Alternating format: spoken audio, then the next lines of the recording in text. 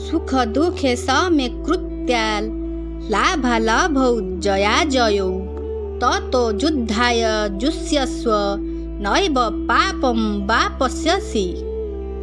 जय पराजय लाभ क्षति और सुख दुख को समान मन करी युद्धरे मनोनिवेश कर।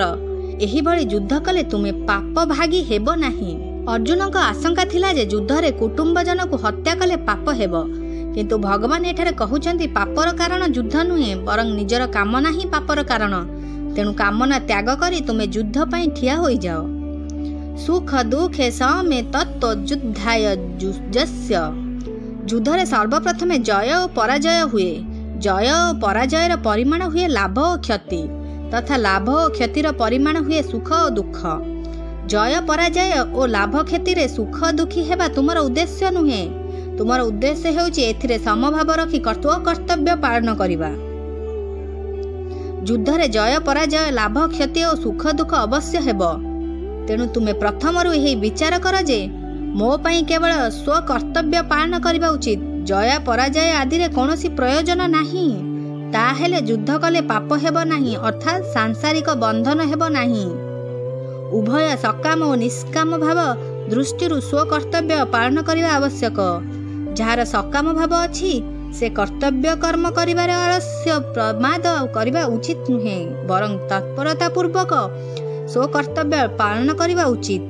जार निष्काम भाव रही ओ जीए स्व कल्याण चाहे से मध्य तत्परता पूर्वक स्व कर्तव्य पालन करिबा उचित।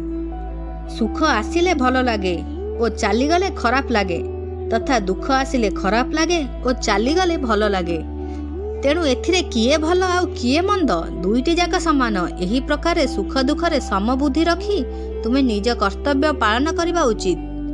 सुख लोभरे तुमर कौनसी कर्मरे प्रवृत्ति न हेउ और दुख भୟରେ कौनसी कर्मरु निर्वृत्त न हेउ। शास्त्रानुसारे तुमर कर्मरे प्रवृत्ति और निर्वृत्ति हेउ। नैवं पापम वा पश्यसि। एठारे व्यवहृत पाप शब्दटी पाप और पुण्य उभयंकर वाचक।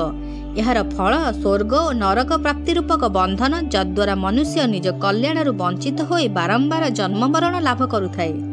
भगवान कहउचंती, हे अर्जुन, समतारे स्थिर होई युद्ध रूपक कर्तव्य कले तुमको पाप और पुण्य बांधी पारिब नाही।